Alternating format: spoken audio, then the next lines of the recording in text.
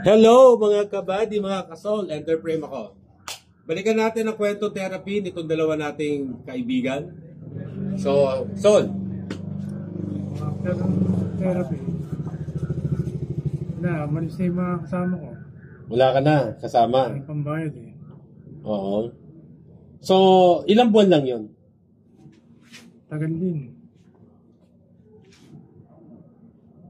Mga 6 na buwan. 6 na buwan na sinamahan ka nila dito. Tapos nung kaya mo na, kahit papano, iniwan ka na isa. Kailangan na niya mabuhay. Oo, tama yun. No? Dahil meron din sila kanya-kanyang buhay. Yun ang totoong kwento ng buhay. Tapos minsan, mag-isa ka lang. Wala kang cellphone. Wala kang pagkain. Wala kang pakasama. Tangina. Sorry. Tapos, siyempre, kailangan kayanin yun. kinaya mo yun. Kinaya ko yun, 3 taon. Mag-aapat lang yun. Tesa na. Iyak. Okay lang ba? Yun talaga. Pero, ako ay humahanga sa tapang at gustong mabuhay ni Paring Sol. Kaya nga sabi ko, Sol and ngayon si Kuya SpongeBob ay inspirasyon. Gusto naming ipamahagi o ikwento, i-share para pamulutan nyo ng aral. Kasi si Sol, 3-4 years wala siyang kasama. Mayroon pa isang kwento to na CR siya, alas 9 ng gabi, nalaglag siya sa CR. Ang layo nung pintuan niya, main door hanggang sa banyo, mga 7 meters. Nung nalaglag siya, hindi siya makabalik papunta sa wheelchair. Sinubukan niyang gumapang, pabalik man lang. Tama ba, Paring Sol? Pabalik. Pabalik man lang sa main door. Yun yung goal mo. Dahil sa pangyayaring yon, nagkasugat-sugat ang kanyang likod. Kahit anong sigaw, kahit anong tawag niya, dahil gabi na, walang nakakadinig sa kanya. Walang tao. Walang tao. Nakita siya nung kapitbahay niyang si Mike, alas 9 na ng umaga. 12 hours po yung kalahating araw siyang gumagapang dito sa semento. Buti ka mo kung tiles man lang, medyo madulas. Semento po eh. Rough finish. So, sugat-sugat po yung kanyang likod noong nakita na siya. Pero po, nakakaantig ng puso, pero hindi po talaga, alam ko marami pa siyang kwentong ganon o katulad nun, pero 3-4 years, hindi po sumuko si Sol. Kaya po Sol ang pangalan niyan. Ako po si Bud. Bud E. Bud. Si Sol. Kasi po, ibang klase ang fighting spirit. Yun po ang totoong reason kung bakit Buddy and Sol. Iba po ang fighting spirit ni Sol. Matapang at dapat tularan ng mga karamihan sa atin na magpatuloy sa buhay kahit nagkaroon tayo ng ganitong diferensya o ganitong pagsubok sa ating buhay. Tuloy mo, Paring Sol. Kaya mo yan, pare. Ayun, may time na dahil walang pera, walang pagkain. Kung kanina lang ako nanghihingi, yun po masakit dun. Wala na po nagsusuporta. Buti na lang, nakakaya ko sa membership at international. Kahit paano po, binusuporta nila ako. At nakilala ko po ang Diyos. Totoo ang Diyos po. Salamat po, Panginoon. Yun po, hanggang ngayon po, malaki pa salamat ko sa dating Dan. Kasi hindi na ako pinabayaan. Yan po. Salamat po. Ikaw, sa Diyos. Kuya SpongeBob,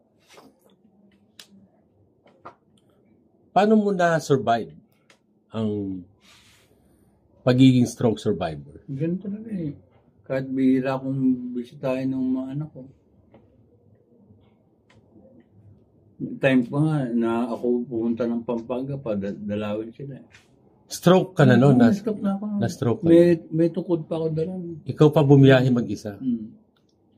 Wow. Kaya lang, yung taong gusto ko makakita hindi lumabas, iniisip ko. Hindi lumabas? Hindi lumabas.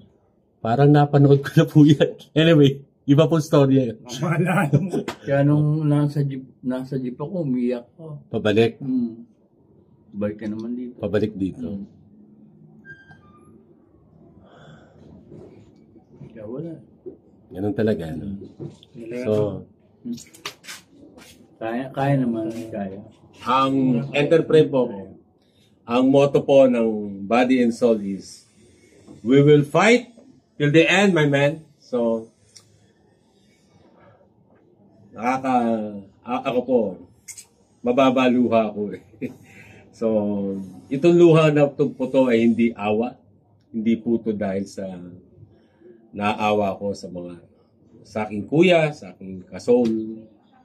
Ito po ay luha ng kagalakan kasi po, ako po, hindi rin maganda kwento ko eh. Kaya nga ako bati. Pero, dito po ako kumukuha ng lakas. Kay Soul.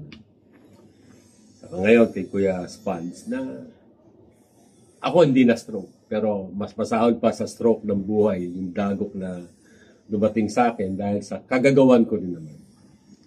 Pero, unti-unti, dahil sa kanya, ni Kuya, lumalaban po sa buhay. Magbabago, magpapatuloy, hindi susuko. Sabi nga ni Paring Soul, nakilala niya muli ang ating Panginoon. Salamat po. Amen to that. And marami po hanggang ngayon, alam ko, hindi maniniwala sa pinaglalaban namin. Hindi maniniwala na, hindi, kaya yan nagkaganyan yung mga yan. Kasi ganito sila, ganito yan, karma yan, etc. Hindi po namin titingnan yon. Ang titingnan po namin ay ang plano, ang panibagong plano at matagal ng plano sa ating lahat, sa aming tatlo, ng ating Panginoon. Kasi po, ang importante, bumabangon. Sabi ko nga kanina, paano lang biro. Ano yung nakatayo?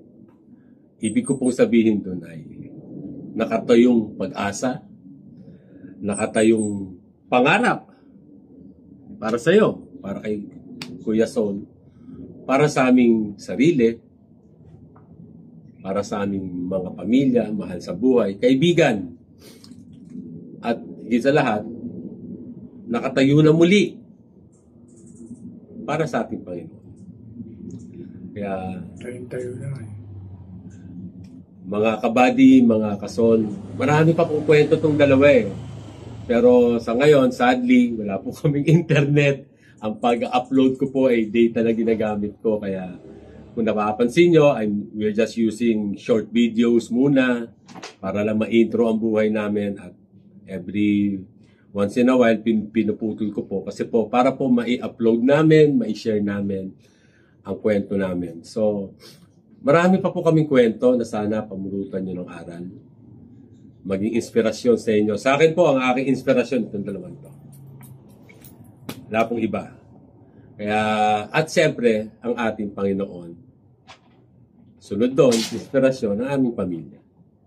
Kaya, babalik pa po ang Body and Soul. Marami pa po kaming gagawin sa buhay. I-share sa inyo. At ang susunod po, may dance contest. Si Paring Spans, si Kuya SpongeBob, saka si Soul, si Paring Soul. Kaya, huwag po kayong bibitaw sa amin. Subscribe, follow us sa aming vlog. At sana po, pamulutan nyo ng aral ang aming kwento. Kaya po to, babalik ako bilang BTR man. Papatayin ko na ulit para may upload po natin. Salamat po.